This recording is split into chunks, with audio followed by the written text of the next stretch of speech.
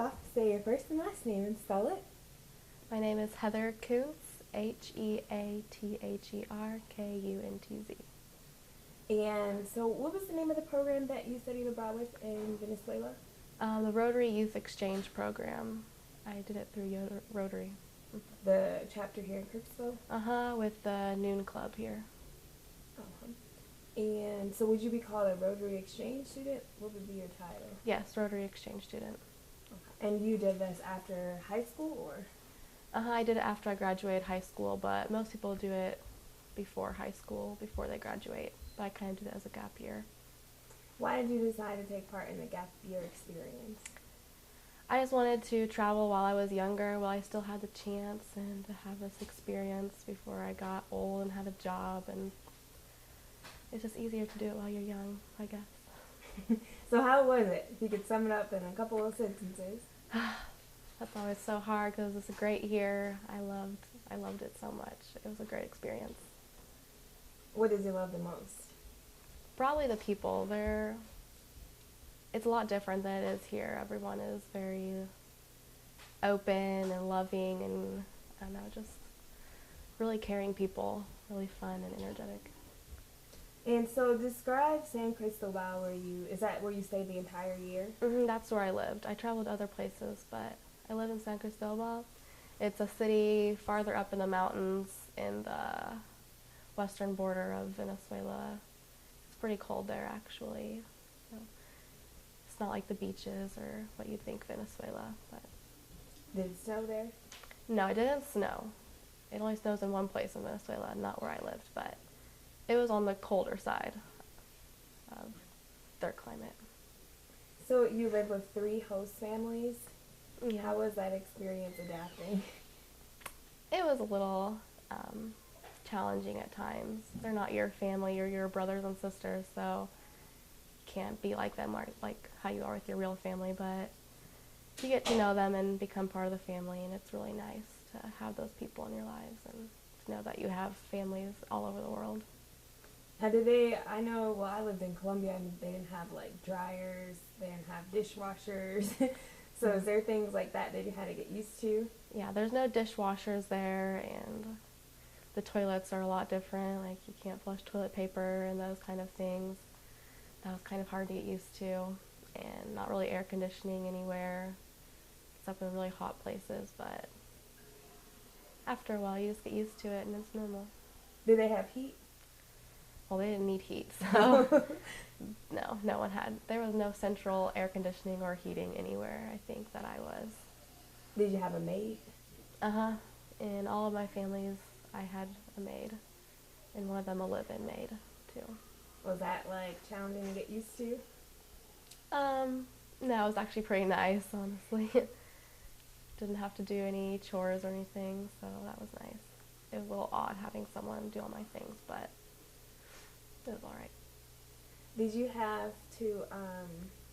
go to school there, or what did you do every day?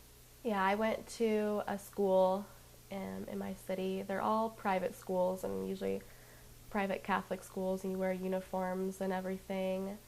But it was just odd because they graduate at 16 there, so even though I was in their senior class, I was like 3 years older than all of them, but it was a really nice school, and the people were really nice and sweet, so I liked school, except for the uniform.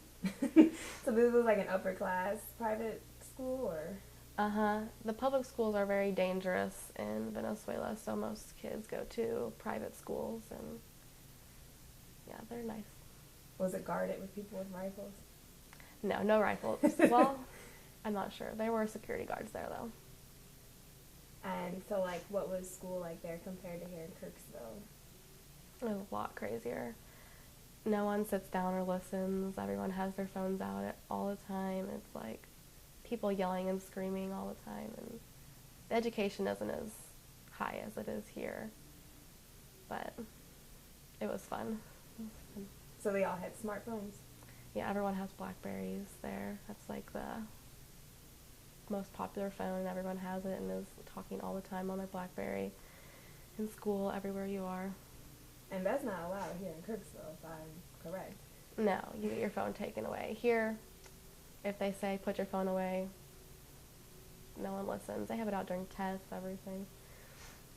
So. In Venezuela. Mhm. Let's see. What were some of the subjects? Like, were you learning like world history, or was it focused on like Venezuela? No, I had Venezuelan history class and geography, but they almost don't have world history or geography there. I actually took an English class. I didn't choose my classes. You're with one class and you stay with them the whole day, and I just went to whatever classes they had, or the teacher comes to your class. So I actually learned English with them, like that was their foreign language. That was a little odd because they teach it kind of weird.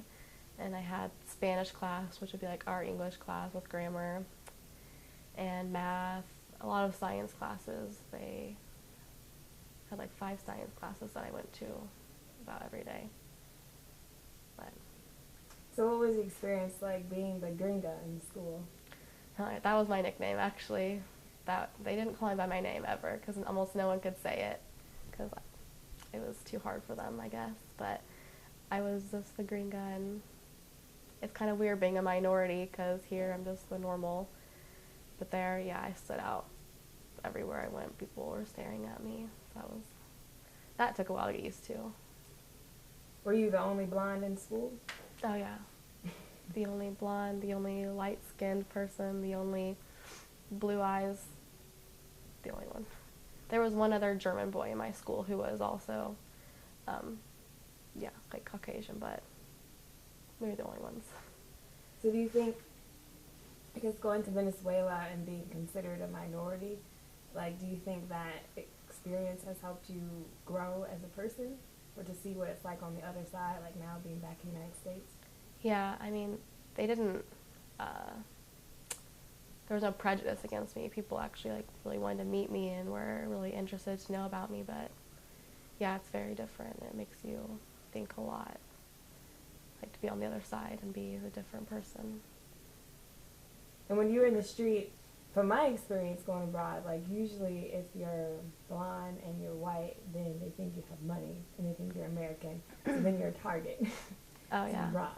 I was told to never carry anything with me if I was on the street. I almost never walked anywhere because it was too dangerous, unless it was in the morning. Other than that, I went in taxis or had someone with me all the time because, yeah, a lot of my friends got robbed. I know I got robbed one time, but it was in a hotel, so it was on the street. But yeah, people are always walking very near you or trying to see what you have. So you had to walk like with someone else all the time? Yeah, I was never alone that I can think of, never. And always with like a man or a boy with me. How was that to get used to? Yeah, it was very weird because here you can just walk out or drive wherever you want. You have a lot more freedom and you feel a lot safer. I never felt in danger there, but I knew that you had to be more cautious than you are here. Did you always walk around with the thought that maybe, like you're always looking like who could attack me? For sure. I mean, you just had to be smart. Did you have a host brother or? Yeah, in all of my families, I had host siblings. I had host brother, my first one, a younger host brother. My second family, I had an older host brother, and my third one, I had a sister. So why 3 host families? They say that they want you to, that'll make you meet more people and learn like different cultures of different families. I would have preferred to stay in one family and get to know one family really well, but it was a good experience to know the 3 different families because you get to know like how different families and their traditions and everything. Was it like 4 months with each one, or how did it work? Yeah, about 3.5 months with each one, or 4. I was only there about 10 months, so. When did you leave and when did you come back? I left last September and I just got back on June 24th. Let's see. What was the hardest thing to adapt to there, and then coming back upon your return, what was the hardest thing to get used to now that you're back? Well, going there was the language was the hardest part to get used to because no one spoke English to me, and I thought going in I had a lot of Spanish experience and from the school, but I was not prepared. They speak a lot faster than I was used to practicing in school, and they have a lot of different slang that I didn't understand. So it took me after about 3 months, I could understand everything and I was talking, but about 5 months to talk completely fluently. And coming back, the hardest thing I used to was just that people have more of a space bubble here. In Venezuela, everyone was just very close and always kissing you when you greet them and when you say goodbye. And here, I've almost kissed like so many people trying to say goodbye to them, and they're like, really like, okay, but it's really hard to get used to. And also, just transferring back from always speaking Spanish to speaking English again. I really miss speaking Spanish, and sometimes I still think in it in my head a lot, and that's like, it's very hard to. Did you start dreaming in Spanish? Oh yeah, I dreamt in Spanish after about 3 months. And I still have dreams in Spanish. I can remember one last night I was dreaming in Spanish and I woke up and I still thought I was in Venezuela, but I wasn't. So how big of a culture shock has it been? Not as big as I thought it would be. It was for sure a culture shock. America is very different than Venezuela, but I think I adapted pretty fastly going there and coming back. It hasn't been too scary for me, too traumatizing or anything. So I know when the first day, because I was in Colombia last year for 10 months, Mm-hmm. so when I got back, I got home and I live like in the suburbs, a little bit more urban, but like Crooksville. So I'm like, there's no beggars on the street. Mm-hmm. No one is selling mangoes. Like, Yeah. where is everybody? It's just like, I don't know if you had. It's very quiet. You can drive down the street at a normal speed, not having to stop every 10 seconds. That's nice, because the streets there were crazy. And very jam-packed. yes, and everyone just, like, if it's a 2-lane, there's 4 lanes of traffic. Always, and motorcycles weaving in and out with chickens, I don't know. Yeah. Was San Cristobal, like, how many people live in that city? It was a city of about 100,000, I think. Okay, so it's not like Caracas with millions, but No. still a big city. It was pretty big, but no, not nearly as big as Caracas. I went to Caracas, and How was that? yeah, it was crazy. I think it took about 2 hours just to drive through the city from one side to the other. We were in a bus, and we saw it from the air. We went in the cable car. You could see the whole thing. It was huge. Let's see, you said that. I'm gonna finish all the English ones, and then I'll ask you some in Spanish. Oh goodness, I hope I speak good Spanish. What do you miss from Venezuela? The people, all the friends I made, and they're just so loving people. I've always felt like I was in my home there, or that I was just accepted. I went to someone's home one time, and then after that, it was like I was family. I could go there whenever I wanted, for dinner, for anything. Everyone was so helpful and, like, willing to just accept me no matter what. I love that. Did you have a boyfriend there? Well, in Rotary, we're not allowed to date, but yeah, there were a few boys that, not a few, but there are some special ones, yeah.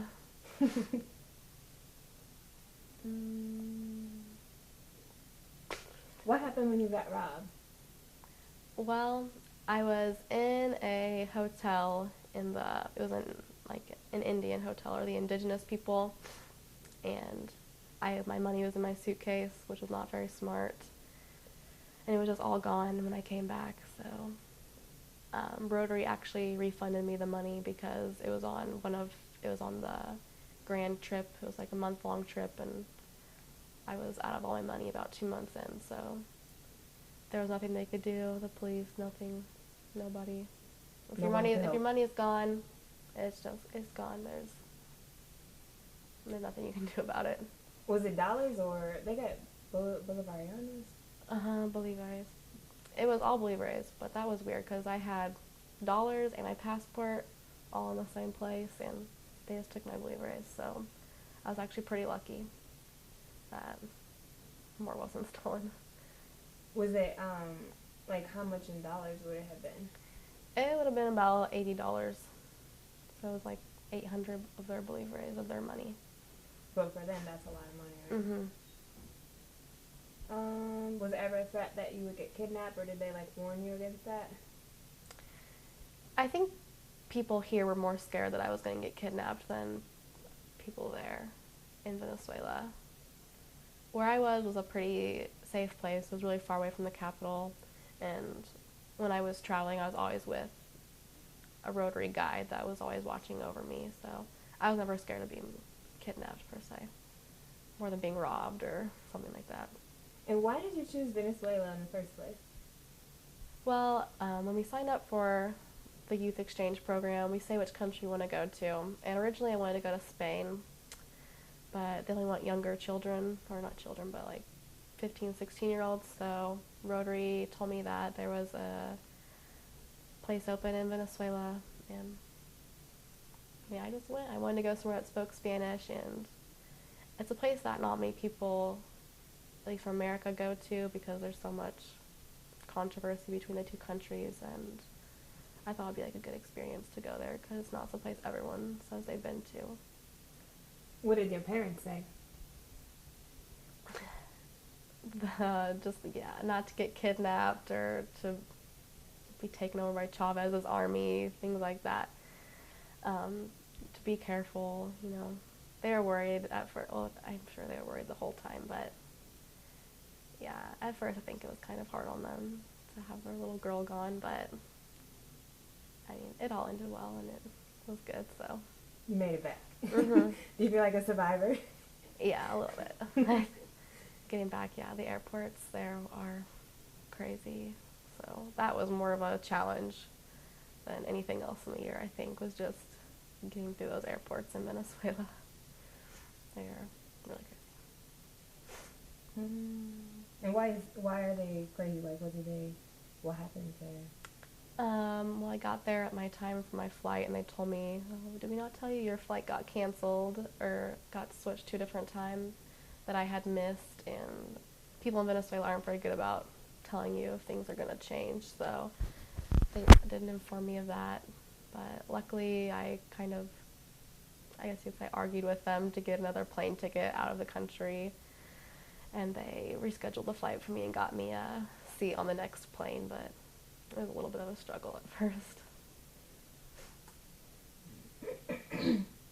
How would you say San Cristobal is different and similar to here in the Heartland? That's actually funny because San Cristobal is kind of known as, not only the Heartland because it's on the side, but it's kind of like the people here. Everyone, it's kind of like a farming area there, and so is Heartland, and everyone there is very down to earth and like homey and loving, kind of in the same way that this place is. So that was really nice to have like the same kind of people here as are in Venezuela. Did they have a lot of unpaved roads? Mm-hmm. If you weren't in a city, like the roads weren't paved, and the roads are very bad in Venezuela. The government doesn't take care of them at all, so the roads haven't been reworked since for about 10 years. That's what everyone kept telling me. And bridges would fall, and they would just be like that for, I don't know, I guess until Chavez is gone is when they'll get fixed.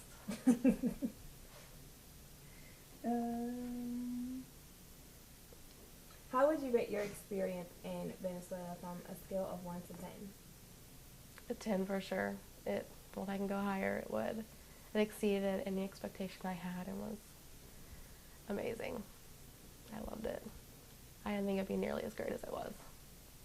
Would you recommend this to other students here in the Heartland?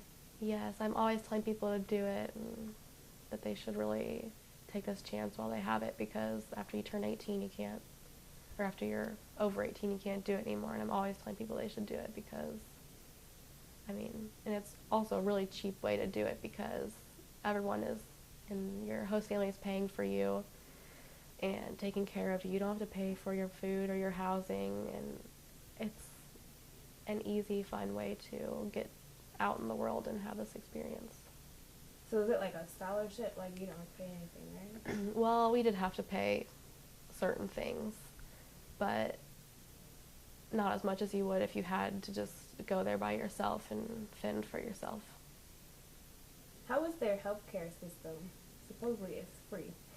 Yes, it is free healthcare, but the public healthcare centers are very, very poor, not not up to the standards that people would want to go to them. So then there's private ones that everyone goes to. So it doesn't really work out, the free healthcare there. Did you ever have to go to any of their hospitals or doctor's offices? Yes, quite a few times. In my first month there, I drank the water from there and had a very bad stomach illness from that, and I was for about 3 weeks in and out of hospitals, blood tests, and all that. Yeah, it was a very long, inefficient process for the hospital there. And you went to a private one? Mm-hmm. It was also very expensive because free healthcare is free, but it's not. I wouldn't go there. So you had to, you're not allowed to drink the water in Venezuela? No, and for sure not when I first got there. I didn't drink the water. It was a popsicle made out of the water that my little brother gave to me, and I didn't know that it was made from the water there. But the people are used to it, and I guess at the end of the year I was more used to it, but after that experience I just only drank bottled or purified water. So they told you could drink it, but it didn't work out too well with your body? No, they told me not to drink it for sure. But that was just a complete mistake, an accident. Bad experience was.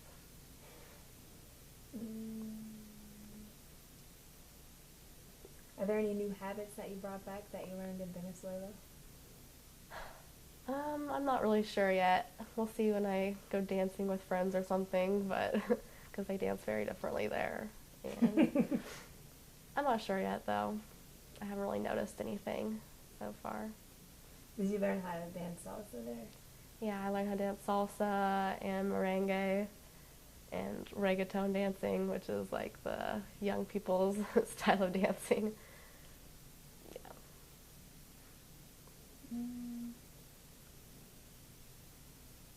What was it like living under the rule under the rule of Hugo Chavez? I don't even know how to explain it, really. It's very different than what we're used to here. He's something else, that's for sure. But I mean, no one really follows his rules, but he has had a lot of really silly laws, and hopefully this year, their elections are in October, and hopefully the other guy running wins, because it's not a good situation with him there at all. What were some of the silly laws he had? Oh, I can't even think of one right now. I can't think of one, actually. I don't know, just that, well, for, like, he won't have anything to do with America. If someone comes and tries to help, they're just immediately sent back. Like, they had an earthquake one time, and America sent in troops to help them, and he just sent them back. Or that people can only buy a certain amount of gas every day, and they have to do this or that and to get the gas, which is silly because they have too much gas there. Or that they have to sing the national anthem every day at 12 o'clock, things like that. It's weird. Did you learn it? Mm-hmm. In school we sing it every day, and how to go like this when we're singing. And there is a pre-military, that's one of those silly laws. They have to go to a pre-military class in the schools every week where they learn how to be in the army and further the national army. And if they do that, then they don't have to go into the army when they're older. But if they don't, everyone has to go into the army for like a year or something. Girls and boys? Mm-hmm, everyone. They have uniforms, and once a week every week after school. They go and they learn how to march and do drills and things like that. I didn't have to go because I wasn't a Venezuelan citizen, but I went to a couple to see, and I'm glad we don't have that here.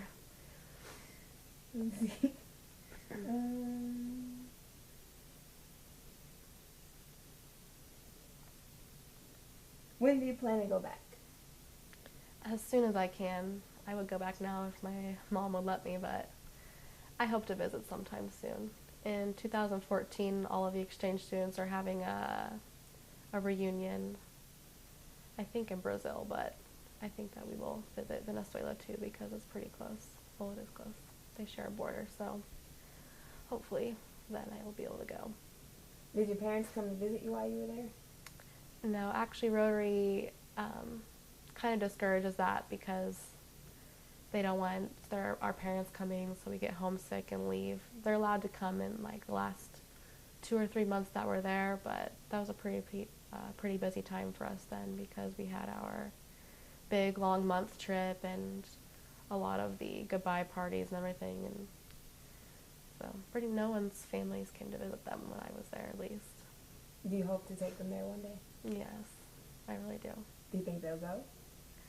We'll have to see. I don't know about my brother. He's not very excited about that kind of thing, but I think they should see. It's a beautiful place. Do you have a little brother or older brother? He's 2 years younger than me. Yeah. Oh, you still don't call him little? Yeah, he's my little brother.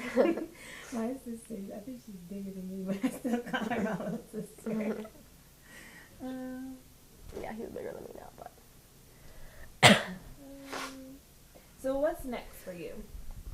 Now I'm going to Truman this year, and I hopefully will major in Spanish and political science.